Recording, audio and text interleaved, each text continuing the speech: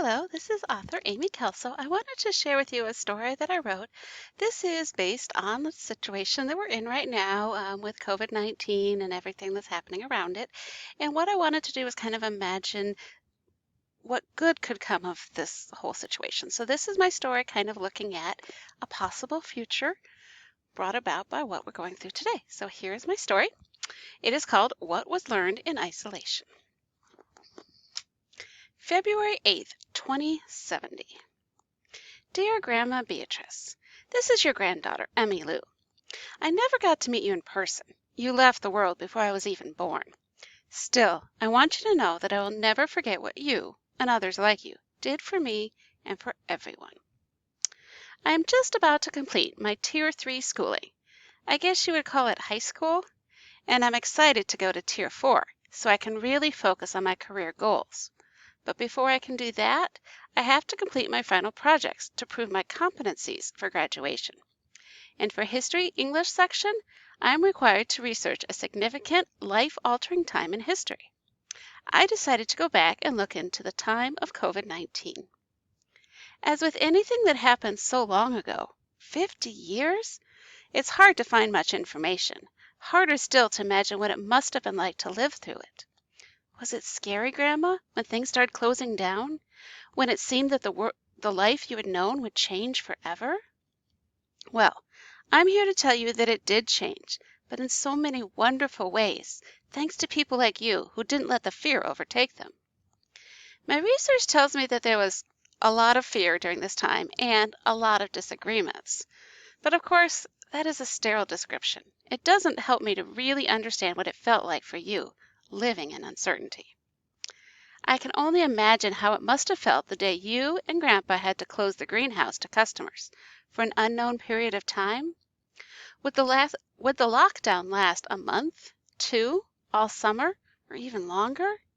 And when things were finally lifted, when people were able to go out in public once again, what would have become of the place you had worked for years to build and keep running, despite the ever-growing trend towards shopping at the big universal stores that were so popular at the time? You didn't know then that once the quarantine was lifted, people would go out of their ways to shop the small mom-and-pop shops to help them stay in business. It must have been frightening living with such an unknown future. Well, let me tell you what happened. Some of this, of course, you already know, but as for the rest, the first thing that the pandemic did was give people time to think. Well, some, doctors and nurses and grocery store employees, were working round the clock to keep things going. Many suddenly found themselves at home with nothing to do. Or, I should say, with nothing they felt they had to do. Instead, they could decide what they wanted to do.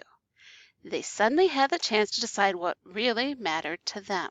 And here's what many discovered was really important: connections. Being disconnected physically helped people to see the importance of emotional connections. Parents spent time, real quality time, with their children. Many couples reconnected and rekindled their love for each other. Did you and Grandpa? People took time to reach out to others in any way they could. Video conferencing really took off during this time, I'm told. Suddenly, everyone wanted to talk with their friends and families. Schools went online too, it says, without warning and with varying levels of success. But this would pave the way for what would become the blended schooling that I've been lucky enough to experience, with some topics like math, science, and history English taught virtually, and others, like the acting class I love so much, done in person. I love virtual learning because it allows me to move at my own pace and go into depth with topics that really interest me, as I'm doing right now with this research paper. But I also love hanging out with my friends, learning about the various aspects of acting. That was not what really changed the world, though. What really changed the world was when the people decided to take back control of the government. The disease and the quarantine it caused helped bring to light just what was important and what a government should provide for its people. What was not important was helping rich billionaires become richer.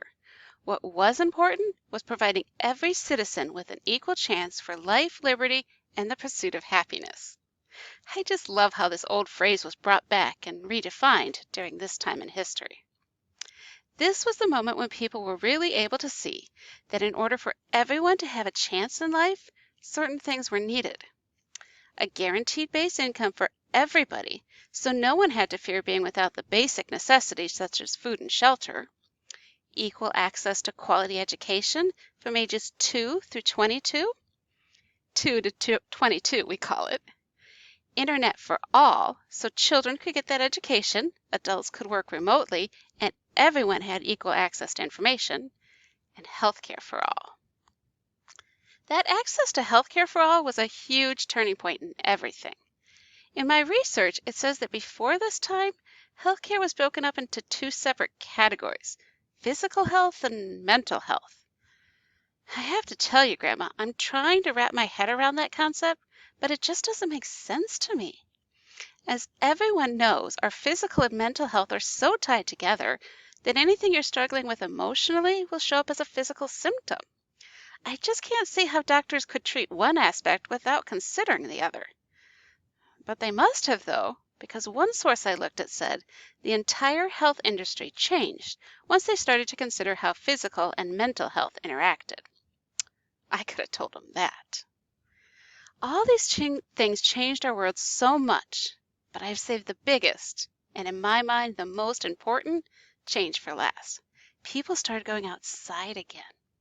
With their schedules freed up, they had time to do that. And once they did, they remembered how much they loved nature. Some of them learned it for the first time. They realized how healing it was. And they realized it was time they focused on healing it. But I don't have to tell you about this, do I, Grandma Beatrice? Or should I call you by your nickname, Grandma B? You weren't even a grandma yet. You were still pregnant with Mom when all this began. But this is when you took up the role as pollinator, both of plants and ideas. You turned your greenhouse into a base of operations where you dispensed information on growing home gardens, sustainable living, foraging, and environmental activism. It was a one-stop shop for all things nature. You helped people learn to break free from their reliance on grocery stores for all their food, as well as how to let the government know what really mattered to them. Clean energy. As strange as it is for me to try to imagine a healthcare system that didn't consider emotional health, the hardest thing for me to imagine is a world where everything ran on gasoline. I've seen pictures of the time, the smog that used to cover your cities, and I just can't imagine living like that.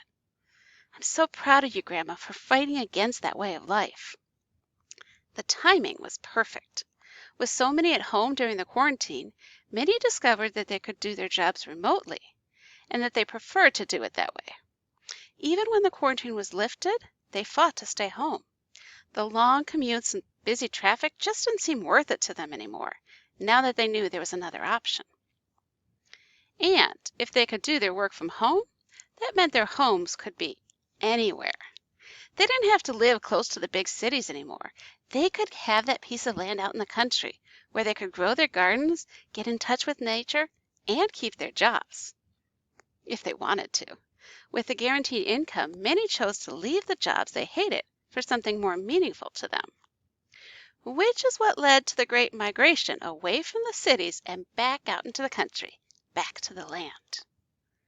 All of this allowed people, not just across the country, but across the world, to stage the biggest protest in history. I just love this part, the car boycotts. People across the world just stopped driving. They parked their cars and told the car companies, "We are not driving anymore until you find new, environmentally healthy ways to power these devices." And they kept to their word until the car companies had no choice but to scramble to find new ways to power their vehicles. As one article said, it was amazing how quickly companies were able to find alternative solutions once they were forced into it. It was almost like they had the solutions all along. They just weren't going to do anything until people made them. Thank you, Grandma B, for being one of the people to make them change. But I guess you got your own reward for this, didn't you? You and Grandpa? Because once they started to explore alternative energy sources, that's when everything really took off, including space exploration. These new clean forms of energy made it possible and practical to build a moon colony. And when they did, and it was time to look into terraforming that colony, well, they needed an expert on all things nature. And guess who that was? My own Grandma Bee. I'm almost finished with my research in the time of COVID-19, but there's still one thing I need. My teacher wants me to include a primary source to hear from someone who actually lived through the experience, and I can't think of anyone better to hear from. And so I am sending this letter off to the moon, to grandmother I've never met in person, but I've always admired. I would love to hear from you, Grandma Bee. What can you tell me about what it was like to live during such a powerful time of change? How did you get the courage to stand up to the government and the big oil companies? And what words of wisdom do you have for your granddaughter trying to follow in your footsteps? Maybe someday I will come up to the moon to visit you. I would love that. Until then, I hope you know just how much I admire you. I will always look up to you. Sorry about the pun, but I just couldn't help myself. Your granddaughter, Emmy Lou.